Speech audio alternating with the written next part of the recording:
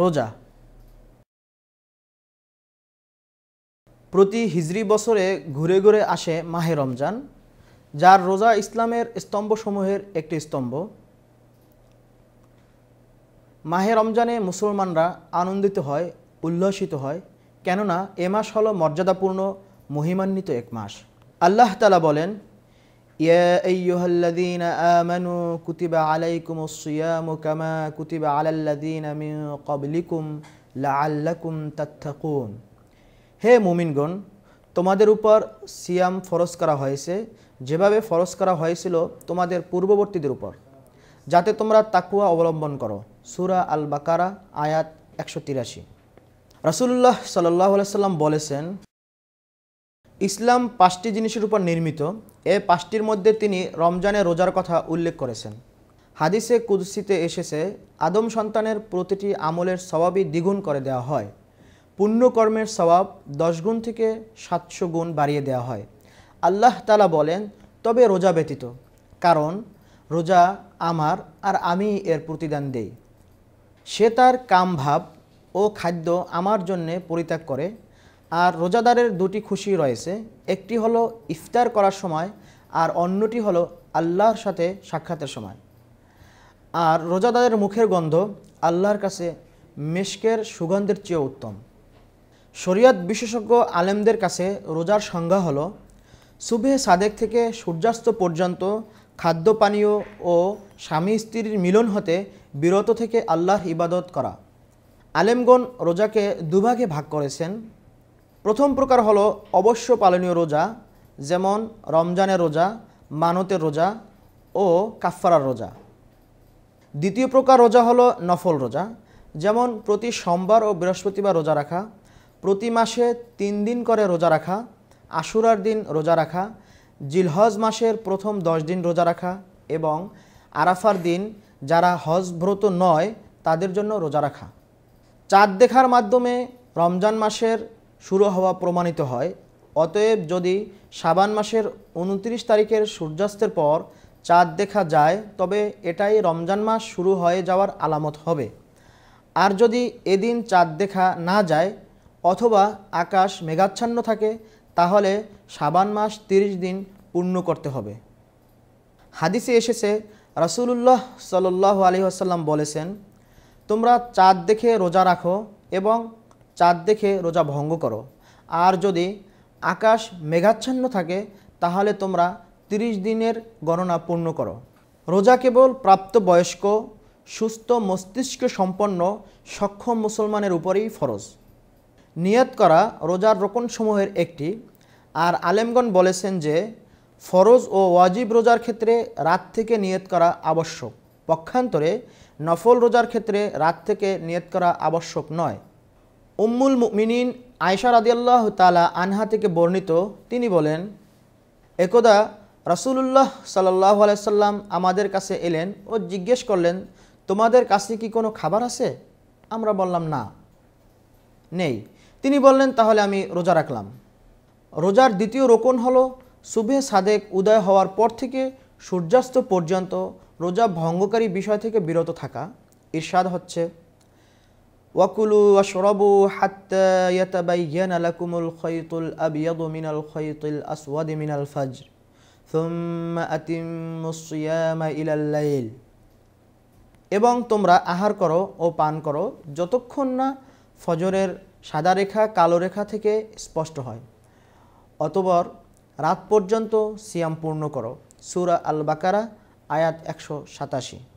সূর্যাস্ত সম্পন্ন হয়েছে অথবা শুভে সাদেক উদয় হয়নি বলে ধারণা করে যে ব্যক্তি খাদ্যপানীয় গ্রহণ করল, কিন্তু পরবর্তীতে প্রকাশ পেল যে তার ধারণা ভুল ছিল, এমত অবস্থায় ওই রোজা কাজা করা আবশ্যক হবে না। এর প্রমাণ আল্লাহ তাআলার বাণী, ওয়ালাইসা আলাইকুম জুনাহুন ফীমা আখতাতুম বিহি ওয়ালাকিন মা তাআম্মাদাত কুলুবুকুম ওয়া কানাল্লাহু গফুরুর রহিমা। আর এ বিষয়ে তোমরা কোনো ভুল করলে তোমাদের কোনো পাপ নেই, কিন্তু তোমাদের অন্তরে সংকল্প থাকলে পাপ হবে। আর আল্লাহ তাআলা অধিক ক্ষমাশীল, পরম দয়ালু। সূরা আল আহজাব আয়াত 5।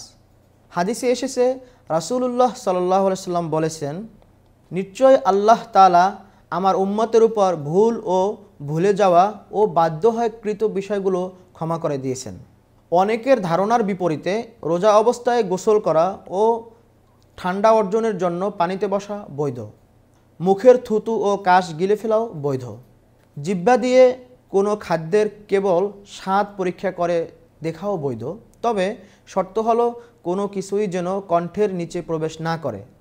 বৈধতার তালিকায় আরও আছে আতরের ঘ্রাণ নেয়া, আবহাওয়া রিফ্রেশারের গন্ধ নেয়া, মিসওয়াক ব্যবহার করা, হোক তা তাজা অথবা শুষ্ক। তবে মিসওয়াক তাজা হওয়ার ক্ষেত্রে খেয়াল রাখতে হবে তা যেন কণ্ঠের নিচে চলে না যায়, কেননা এরূপ হলে রোজা ভেঙে যাবে। রোজার অনেক সুন্নত ও মুস্তাহাব রয়েছে, তন্মধ্যে একটি হলো সেহরি খাওয়া। হাদিসে এসেছে রাসূলুল্লাহ সাল্লাল্লাহু আলাইহি ওয়াসাল্লাম বলেছেন, তোমরা সেহরি খাও, কেননা সেহরিতে বরকত রয়েছে।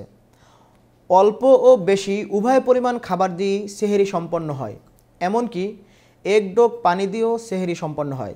রাসূলুল্লাহ সাল্লাল্লাহু আলাইহি ওয়াসাল্লাম বলেছেন, সেহরি হলো বরকতময়, তাই তোমরা সেহরি খাওয়া ছেড়ো না, এমনকি যদি এক ডোক পানি দিয়েও হয় তবুও, কারণ আল্লাহ তাআলা সেহরি গ্রহণকারীদের প্রতি রহমত বর্ষণ করেন ও ফেরেশতারা তাদের জন্য দোয়া করেন। সেহরি দেরি করে খাওয়া মুস্তাহাব। যায়েদ ইবনে সাবিত রাদিয়াল্লাহু তাআলা আনহু থেকে বর্ণিত, তিনি বলেন, আমরা রাসূলুল্লাহ সাল্লাল্লাহু আলাইহি সাল্লামের সাথে সেহরি করলাম, অতঃপর ফজরের নামাজের উদ্দেশ্যে দাঁড়ালাম। আনাস ইবনে মালিক রাদিয়াল্লাহু তাআলা আনহু বলেন, আমি বললাম, সেহরি ও ফজরের নামাজের মধ্যে কতটুকু সময় ছিল? তিনি বললেন, 50 আয়াত পড়ার পরিমাণ সময়। ইসলামী শরিয়াতে থাকা রহমত ও উদারতার একটি নিদর্শন নিম্ন বর্ণিত হাদিসে লক্ষণীয়। হাদিসে এসেছে রাসূলুল্লাহ সাল্লাল্লাহু আলাইহি সাল্লাম বলেছেন, যখন তোমাদের কেউ আজান শুনে আর পাত্র তার হাতে থাকে, তবে সে যেন তার প্রয়োজন শেষ হওয়ার আগে তা রেখে না দেয়। অন্য এক হাদিসে এসেছে, যে ব্যক্তি রোজা রাখা অবস্থায় ভুলে গেল অতঃপর খেলো ও পান করলো, সে যেন তার রোজা পূর্ণ করে নেয়, কেননা আল্লাহ তাআলাই তাকে খাওয়াইছেন ও পান করিয়েছেন। রোজাদারের জন্য মুস্তাহাব হলো দ্রুত ইফতার করা, অর্থাৎ সূর্যাস্তের ব্যাপারে নিশ্চিত হলে সাথে সাথে ইফতার করা। হাদিসে এসেছে রাসূলুল্লাহ সাল্লাল্লাহু আলাইহি সাল্লাম বলেছেন, মানুষ ভালো থাকবে যতক্ষণ তারা দ্রুত ইফতার করে যাবে। রাসূলুল্লাহ সাল্লাল্লাহু আলাইহি ওয়াসাল্লাম যা দিয়ে ইফতার করেছেন তা দিয়ে ইফতার করা মুস্তাহাব। আনাস ইবনে মালিক রাদিয়াল্লাহু তাআলা আনহু থেকে বর্ণিত এক হাদিসে এসেছে, নবী করিম সাল্লাল্লাহু আলাইহি ওয়াসাল্লাম নামাজের পূর্বে বেজোড় সংখ্যক তাজা খেজুর দিয়ে ইফতার করতেন। তাজা খেজুর না পেলে শুকনো খেজুর দিয়ে, আর খেজুর না পেলে তিনি কয়েক ডোক পানি পান করে ইফতার করতেন। আর যদি ইফতার করার জন্য কিছুই না পাওয়া যায়, তবে মনে মনে রোজা ছেড়ে দেওয়ার নিয়াত করতে হবে, এতটুকুই যথেষ্ট হবে। ইফতারের সময় দোয়া করা সুন্নাত। হাদিসে এসেছে রাসূলুল্লাহ সাল্লাল্লাহু আলাইহি ওয়াসাল্লাম যখন ইফতার করতেন বলতেন, তৃষ্ণা চলে গেছে, শিরাগুলো আর্দ্র হয়েছে আর সওয়াব প্রতিষ্ঠিত হয়েছে। রাসূলুল্লাহ সাল্লাল্লাহু আলাইহি সাল্লাম অন্যত্র বলেছেন, নিশ্চয় ইফতারের সময় রোজাদারের দোয়া ফিরিয়ে দেওয়া হয় না। রোজাদারের উচিত অহেতুক ও অশ্লীল কথা পরিত্যাগ করা। রাসূলুল্লাহ সাল্লাল্লাহু আলাইহি সাল্লাম বলেছেন, তোমাদের কেউ যখন রোজা রাখবে তখন সে যেন অশ্লীল কথা বর্জন করে, ঝগড়া ও হট্টগোল বর্জন করে। যদি কেউ তাকে গালি দেয় অথবা তার সাথে লড়াইয়ে লিপ্ত হয়, তখন সে যেন বলে, আমি রোজাদার। বেশি বেশি ইবাদত করাও রোজাদারের জন্য মুস্তাহাব, কেননা মাহে রমজানে নেক আমলের সওয়াব বাড়িয়ে দেওয়া হয়। ইবনে আব্বাস রাদিয়াল্লাহু তাআলা আনহু থেকে বর্ণিত, তিনি বলেন, রাসূলুল্লাহ সাল্লাল্লাহু আলাইহি ওয়াসাল্লাম সবথেকে বেশি দানশীল ছিলেন, আর তিনি মাহে রমজানে সমধিক দানশীল হতেন যখন জিবরিল তার সাথে সাক্ষাৎ করতেন। আর জিবরিল আলাইহিস সালাম রমজানের প্রতি রাতেই রাসূলুল্লাহ সাল্লাল্লাহু আলাইহি সাল্লামের সাথে সাক্ষাৎ করতেন এবং তাকে কোরআন চর্চা করাতেন। যখন জিবরিল আলাইহিস সালাম রাসূলুল্লাহ সাল্লাল্লাহু আলাইহি সাল্লামের সাথে সাক্ষাৎ করতেন, তখন তিনি দান খয়রাতে উন্মুক্ত বাতাস থেকেও অধিক বেগবান হতেন।